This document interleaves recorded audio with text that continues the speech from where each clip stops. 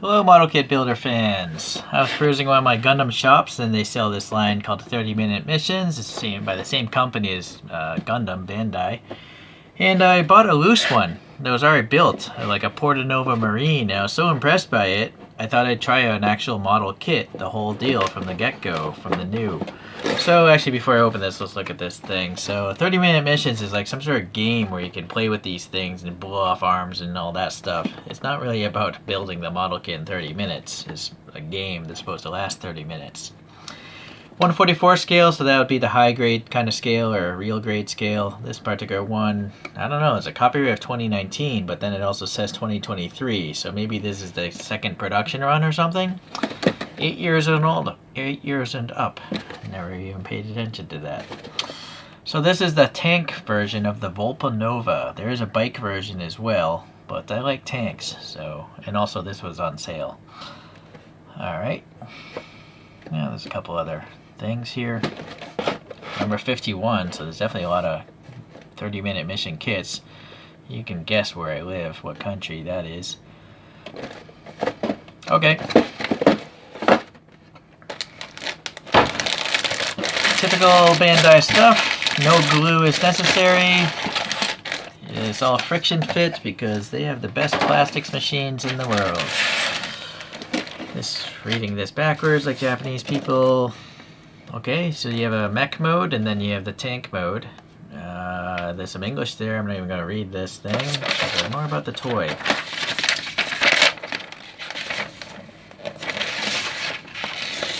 I think it reads this way. Anyways, you don't need to really even read. You just have to understand what letters and numbers are and then direction arrows. So it's pretty straightforward, you know. You might even be able to figure this out without instructions. But you might want to double check that all these parts are on the runners. And yeah, these different colors. And not much by way of stickers or anything. I think this is a green clear optic.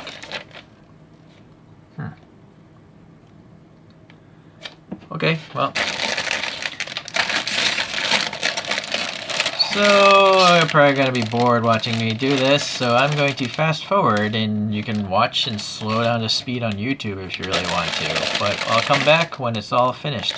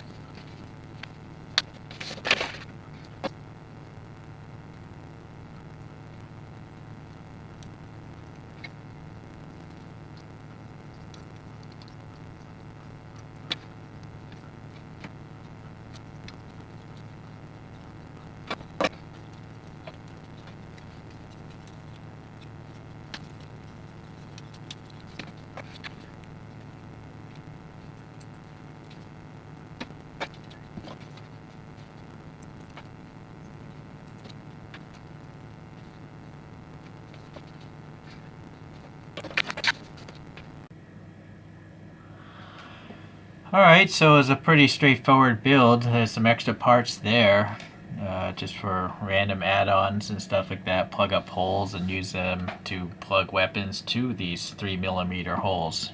So, okay, well, anyways, it's in robot mode, as you can see. So I thought I'd start here, and then ultimately we'll transform it into a tank. Let me get those bits out. In fact, let me get this thing out of the way. So you can see I can grab the bazooka with both hands. Both grips are adjustable in angle, so I'm going to take that off. Here's the turret. The turret itself has a cannon that can go up and down, and that is using one of those 3mm adapters. I'm just going to leave it there, though. That'll become the head of the tank later. Okay, so let's get this. One thing I noticed is this bazooka is very flimsy. I'm not a fan of this type of interface. I think a round peg or maybe a square peg would be better, more contact surface.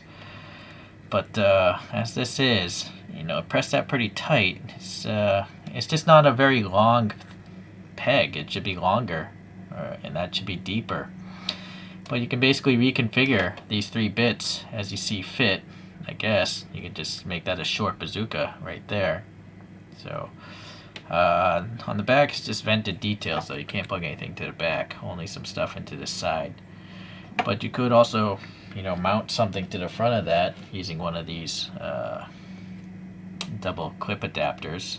So that could clip on to the back or something like that. Or like, see the shoulder bit here, right? There's like a weird storage thing. Okay. So that is the bazooka. I really didn't spend much time cleaning these parts up because their laziness is the first reason. But I think I'll just wait until I have enough of these. I'll just do a painting day on them. Okay, so now let's get into the articulation here. But actually, it might be easier to remove these tank treads first. So they will be on the back of this thing, but you can just see there's so much weight there. I had to shift a lot of the weight forward for it to stand, and then it's still not really able to do it so well. So yeah, keep that in mind. I mean, this is brand new, and I feel like it's too much weight. But you could splay them out and stuff like that. So we're going to save those for later. Here we have just the core unit. Alright, starting with the head, it does this optic is meant to slide to these different positions on the head depending on what mode it's in. But in regular robot mode, it's like this. It's got a nice green optic, and then you'll see it's on a ball peg here. This neck can cant a little bit backwards. So basically you can get a decent amount of front back, and it'll lift up though. It's not a very solid, fit though, because that's not a ball interface. It's just a little bit of friction grabbing that. So basically it's kind of supposed to just be flush, I think. Although we'll do a little bit of the front back giggity. So that's kind of neat. Okay, this little guard here will pop up and protect the optic, and it also has that same slot type of interface where you could, use this thing and snap something to it. But I think it makes a pretty cool looking hand grab. The shoulder has a plastic bit that gives it a butterfly. It goes in and forward and back, pops a little bit outward as well. So pretty good, front, back, shoulder movement. And then that's on a ball peg, the shoulder itself. So yeah, you can get it really far forward and a really good amount back. So there's the difference from left to right. Right, so that's pretty cool. And because the shoulder is on a ball peg, you can obviously rotate it around and all that stuff. Okay, so this shoulder armor has a pivot here, so you can move it in and out, and it will rotate obviously on the arm. It looks a little bit naked though without it, right? So it's kind of weird looking without it. Let's pop that on, nice and easy. It's got 2 of those interfaces there. So yeah, that'll allow you to bend this arm up quite a bit, right? Even past 90, well, like that. Okay, so that's pretty good. It'll move out of the way. Alright, going back down. So there's a hinge here for the upper arm, and then this is a round interface here, so that allows the bicep to swivel. Oop. Alright. And then there's a hinge here for the forearm, and it bends more than 90 degrees, so that's pretty good. Alright. And then the hand is on a ball peg as well. Not the strongest interfaces though, keep in mind. And then there's only these two hands. It doesn't have any option hands, no wavy hands or anything like that. And this thing will pop off if you want it to. All this is friction fit, so you might want to glue that in place if it pops off too much. Okay, but all in all, pretty good articulation there. Up here, we have a side-to-side rocker. Pretty good. Okay, and then there's a ball peg right up in here. You can't really see it, but let me move that arm out of the way. Now you can probably see that polycap there, that gray. So that allows a moderate amount of ab crunch forward, not really much in the back. It actually collides here with the plastic. This not black bit, but this will get out of the way here, so that's, still doesn't go very far.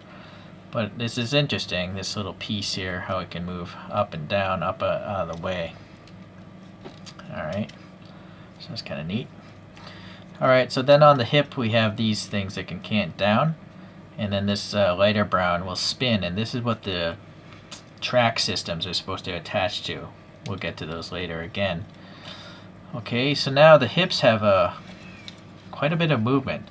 This plate here rotates, so this is the forward position, but you can send that to the back position, to have the weight distributed a different way. The instructions say the bigger sphere is in front and the smaller is in the rear, but I almost feel like it would be better for articulation if you flip this around the opposite way. But you can do that. See, there, you're done, right? So this will give the front leg a little bit of extra movement if you flip it forward like that, but it is supposed to be like this, I guess. Okay, so now you obviously saw me rotate that, and then this is a peg here, so this hip will do a lot of different stuff here. Front, back, rotate, and then the upper thigh rotates on that. Okay. Then the knee, we have a double hinge here, top and bottom. So before the armor collides, it's pretty good, right? It can literally kick its own thigh. So that's pretty impressive. So the foot, there's a big hinge here, and then there's a polycap ball there. So the foot can move forward a lot in the back, like crazy amounts. And then for posing, you can have the foot rock. Alright, you saw that pop out. So this is the same interface, and you could, mix and match these things with other kits, which I will eventually do because I've ordered some more kits, and just make a weird conglomeration of robot parts. Some people, I guess, have made dinosaurs out of these things. I will need many more kits to pull that off. Okay, so it's a pretty limber. Without the giant tracks, I think you can get a lot of cool poses out of this guy.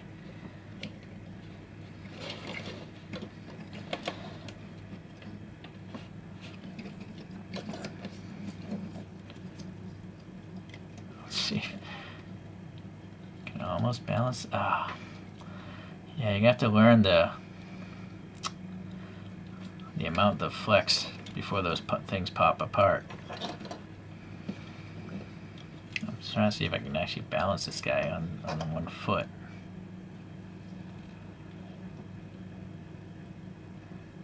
Yeah, look at that. So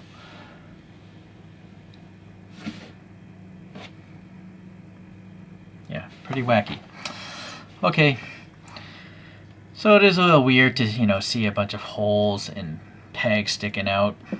You could just take some of the sprues, the 3mm sprues, and plug them up if you want, but it'd be almost impossible to get them out. And then this doesn't really help so much either, because now you have pegs sticking out of it. But yeah, that's just the way 30 minutes missions is. Alright, so let's go to tank mode now. So the instructions say it's easier to remove the tracks. And I believe that's probably true. Those I'm going to fold down. We're basically going to move the legs all the way back here and flip the feet all the way back. You see this little groove in the foot? That's supposed to attach to this thing. I think this wants to go in the up position like this.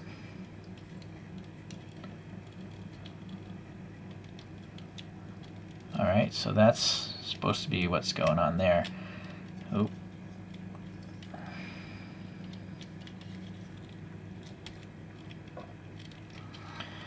Okay, so this, flip the foot back, get that groove in there.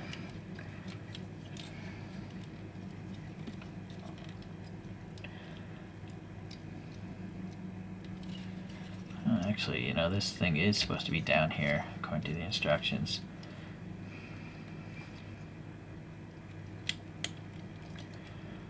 Alright, and that's saying you're supposed to squish the legs like that.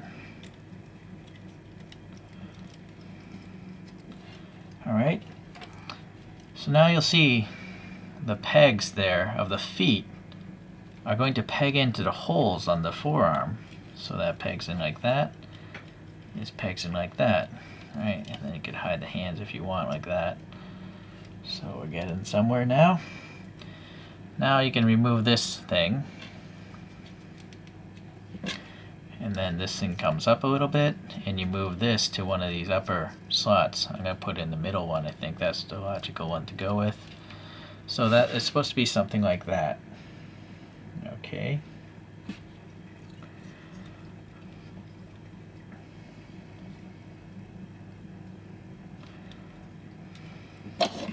So the tracks, you can just split them up like that. And it's saying this is like the forward side, I guess, but I mean, I see no reason why you couldn't pose it the other way. Rotate that down a little bit. Pop this in here.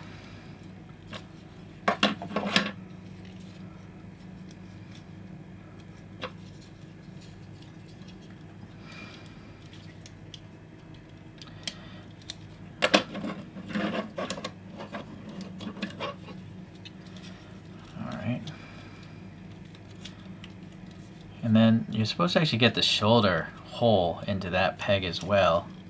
I probably don't have it totally articulated as well as it could be, but you're supposed to be able to get this flatter. I'm just going to leave it the way it is for now. Oh, I need another adapter for this turret because the other one's on the arm. So it's going to give you a bunch of these adapters.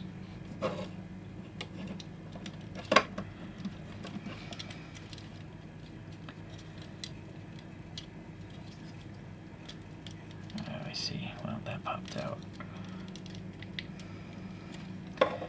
Well, you can see you're gonna have to be a little more careful than I am. I'm just trying to force it into shape, but I don't think that's the way to go because it's starting to fall apart. Referring back to the instructions, I guess this is supposed to be down in this gap, so let's see if that helps out. Oh, but you see that fell apart.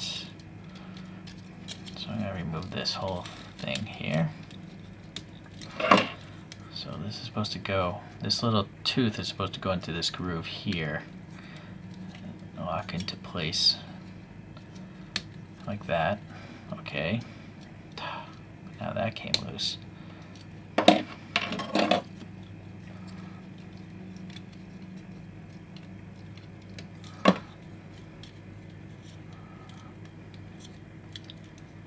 Okay.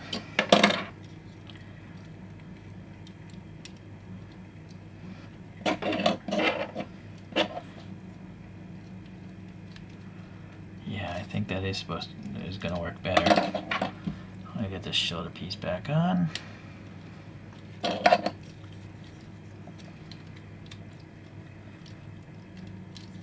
Alright, so yeah, that's what I was missing before.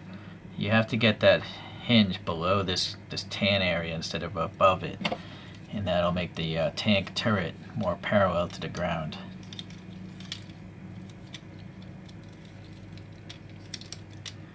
Okay, get that shoulder into that peg there. Okay, so that is tank mode.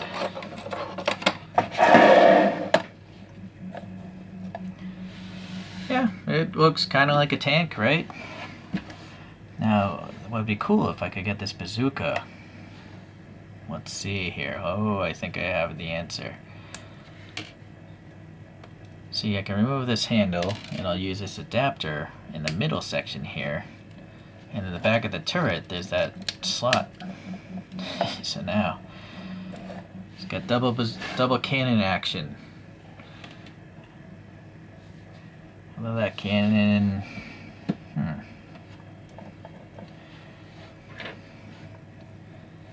Yeah, I wish this would come apart. I kind of feel like the bazooka's too long, right? But this won't fit that. So that's, oh wait, there's a slot on this. Oh, but that's weird. This slot is really big. It's way too loose to hold on to that. So I am not sure what that slot is for. Why is it so big? Very odd. Okay. Yeah, so I'm afraid that is probably the best bazooka action, or cannon action. And unfortunately the whole of the cannon, bazooka, is way too big to fit on the turret's area. But, hold on, that turret, oh, see, this is a round interface. I think everything should just have a 3mm round peg. Then I could put that bazooka as the cannon of this, right? But as it is, I don't think I can, because there's nothing with a 3mm hole in line with the actual cylinders. So that is unfortunate. I feel like most tanks have longer cannons on them. Now that looks like an optic, so that's kind of neat. Alright, next thing we're going to try is the hybrid mode, where it's a tank bottom, but a robot top. So I just gotta pop the shoulder out here.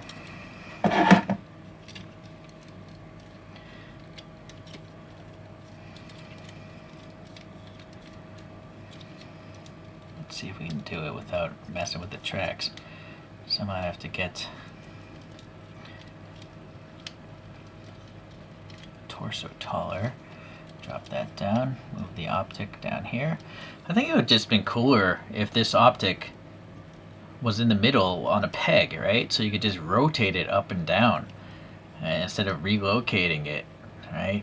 I think that would have been a smarter solution, and it would have probably made no difference in cost or parts. Alright, well here. I see. So the knees are dragging. So this is a case where you might actually want that pivot point above this tan. So you gotta swing that up, rotate this like this. Okay, do the same over here. Swing that up. Alright, so now the tracks.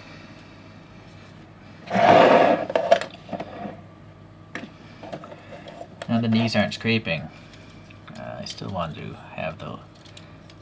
Oh, if I move this up, maybe the legs will also clear even more.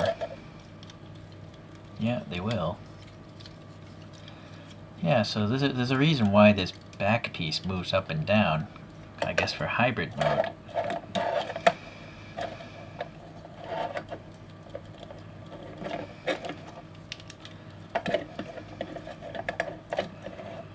Yeah, you can obviously splay the tracks at an angle.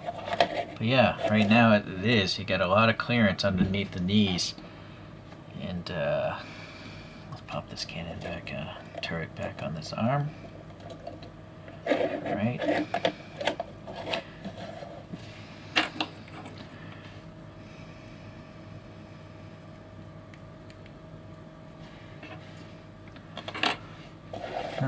Yeah, I don't know about the gun, the whole bazooka thing. I guess I need to get this piece back if I want to use the bazooka.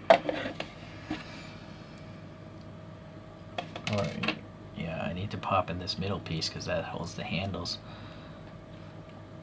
So that goes there. This goes here. The handle comes down. If you want the side handle, you have to use this ring here.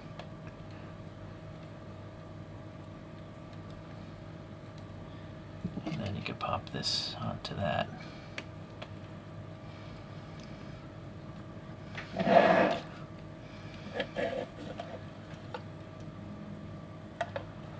You know what would even be better? Forget that, because I see a hole here. So I'm going to use one of these 3mm pegs.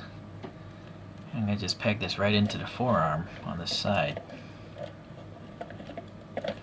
Yeah, I think that makes more sense. Yeah, I guess I could still put the back on if I... Oh, wrong way. Looks a little weird, but okay. I'm going to edit this in here because I was playing around with it. I didn't even talk about the tracks here can articulate as well. You know, not only can they fold up like this, but there's a little bit of angle here on both tracks. So you can basically raise the track system and still have them touching the ground like that, or on the other side, you know, just have them totally flat like that, so it's a longer wheelbase kind of thing, right? Yeah, high and mighty, low rider. So there we go, in hybrid mode. It's kind of neat. There are these 2 extra bits. I have no clue. I didn't see them in the instructions. So maybe they have to do with a different model kit. You know, these are standardized parts. This is all a modular system, so it can fit. You can fit these parts onto the other 30-minute missions and other Gundams with the 3mm holes. Okay, well, comparison-wise, I really only have this, the Volpanova Marine. I found this at a hobby shop already finished. And someone actually took some time, cleaned up all the nubs and added some paint wash. I didn't even bother doing any of that stuff, I'm lazy. But these are great. Oh, sorry, I wasn't laughing, I had a cough there. These are fantastic kits. I like them a lot. I'm going to order a whole bunch more, just in different colors. And then when I get sick of the individual ones, I'm going to just take them all apart, mash them together into some crazy looking thing. But right now I'm going to just keep them all separate so I know which parts belong to what. So hopefully you enjoyed this video today. There's other channels, you know, reviewing these. Mecha Gaikotsu I think is one. And boy, who's the other guy? There's a lot of Gundam channels. Alright, but there's 2 really big ones. They're in my subscriptions. Okay, I'll see you guys later. See you in the next 30 minutes missions.